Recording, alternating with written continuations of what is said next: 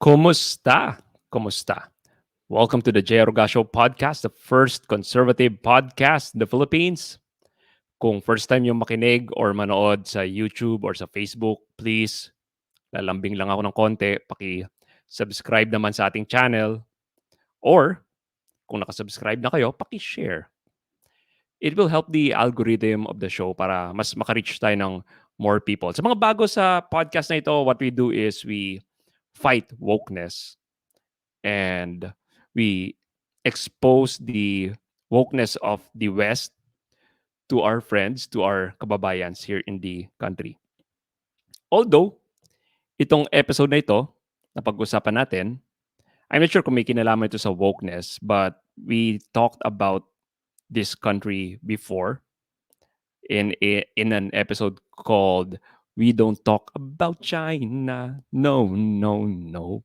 So, ang interest ko sa China, you might think na hindi siya in line sa niche ng podcast. But ang interest ko sa China, number one, is to warn the Filipinos of the dangers of communism and socialism. Because socialism, isang kembot na lang. Communism na yan. And the number two reason why I would like to talk about China has something to do with conservative values. Kaya abangan. But first, panoorin natin ito. Shinare to ni Father Rani Aquino. And tingnan natin to.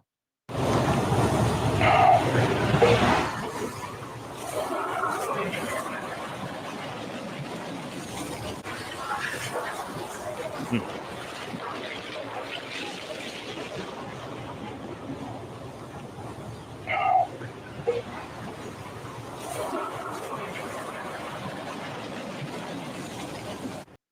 Self-describing naman, makita natin yung West Philippine Sea. May barko doon na Pinoy, may Philippine flag. Medyo kakalungkot actually na binabaril siya ng water cannon ng isang Chinese boat. And medyo ang usually kapag nakipag-usap ako sa mga kaibigan ko about China, ang tinatanong ko sa kanila is kung anong solusyon, 'di ba? Dahil para sa akin ay long game ito. This is a long game and I'll discuss later kung ano yung tingin ko na maaari nating gawin bilang Pilipino. But I'm surprised na may mga iba akong kakilala na ang sagot nila sa solusyon is just to completely give in. Ibigay na natin yung West Philippine Sea sa China.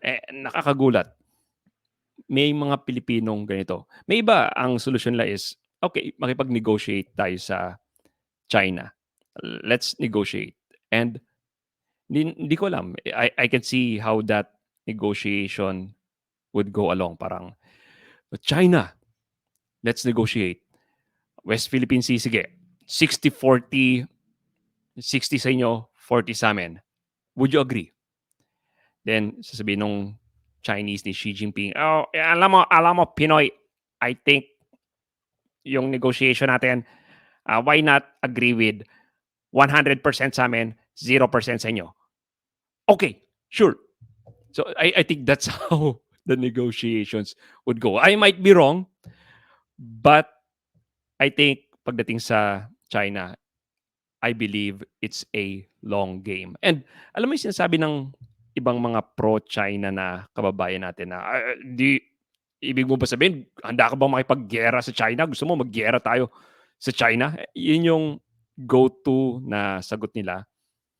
However, I would like to show na we've pushed back against China in the past, all along. And tignan nyo lang itong mga news na ipapakita ko. So, these are past news. So ito, number one, from Inquirer.net, 6 Chinese turtle poachers nabbed. Ito pa isa, galing sa Global Times. And hindi China ito, but makikita natin na we were defending our coastline before. So this is from 2013, sabi dito, body of fisherman killed by Philippine Coast Guard back to Taiwan. So this is a boo-boo. Definitely it shouldn't have happened, pero ang point ko lang dito is we defended our coastline to a point na may napatay tayo na someone from Taiwan. And hindi naman tayo nakipaggera sa Taiwan.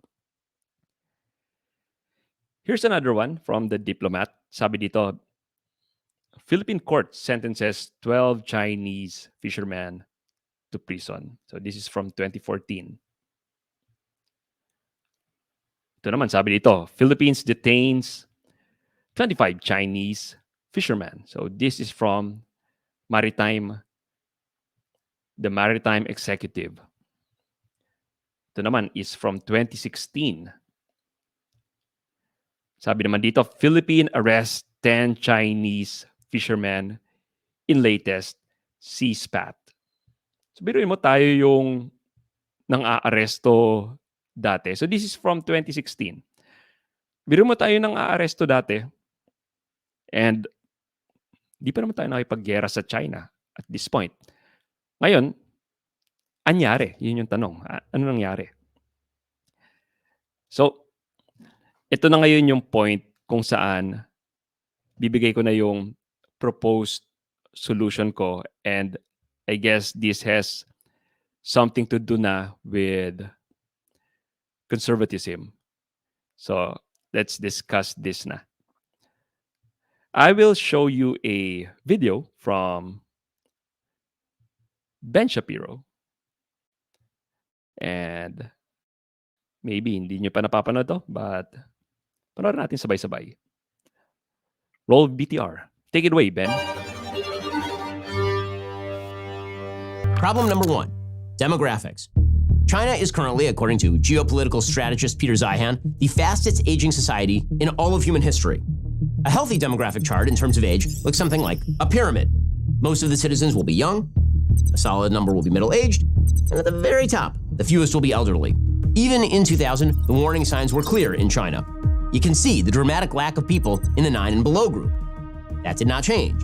So here's what that same chart looks like by 2020. Look how the vast bulk of the population is now over the age of 30. There is no supporting demographic base to pay all the bills. This is why, Zeihan says, China now has a, quote, completely terminal demography. China currently has a birth rate of less than 1.2 per woman. It's worse in urban areas. The decline of Chinese birth rates can be attributed to 2 factors. First, the Chinese government's evil one-child policy.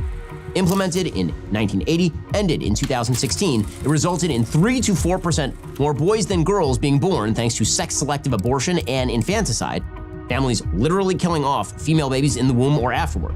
According to the Chinese government itself, the one-child policy prevented 400 million births. China's population has already peaked. It's now dropping. The question is, as the population ages in a heavily Marxist system, who's going to pay the bills? And I think depending sa kung paano natin patatakbuhin ang mindset natin, ang bansa natin in the future, ay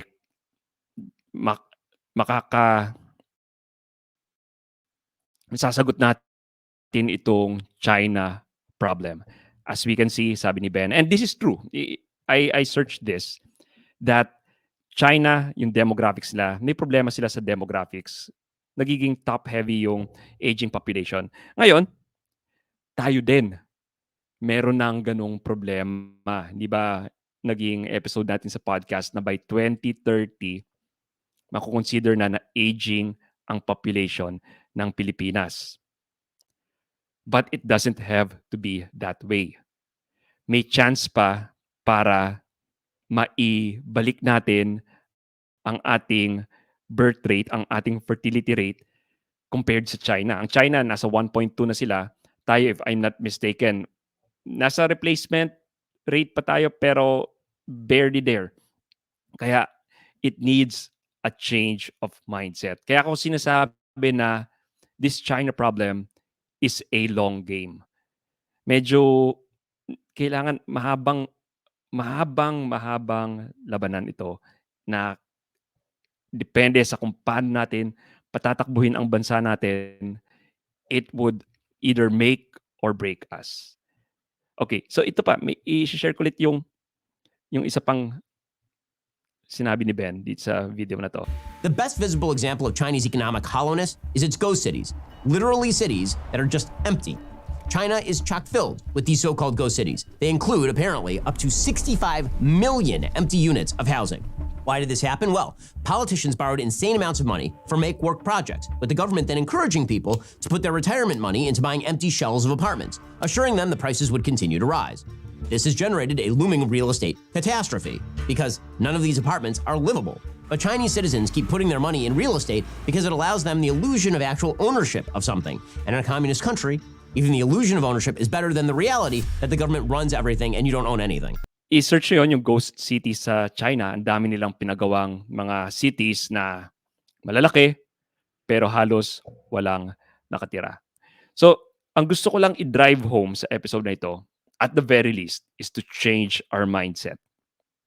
This China issue, I think it's a long game and depende kung paano magiging trajectory ng bansa natin, masusolusyonan natin ang China issue na ito. Kung ang trajectory ng bansa natin is more birth control, more population control, well, makagaya tayo ng China, baba din ang demographic natin, magkakaroon din tayo ng demographic winter, then we're doomed. Pero kung patataasin natin ang ating fertility rate, then maybe we have a chance. Okay, so that's all for today. This has been another episode of the Jay Roga Show. At the end of the day, it will be night. Goodbye.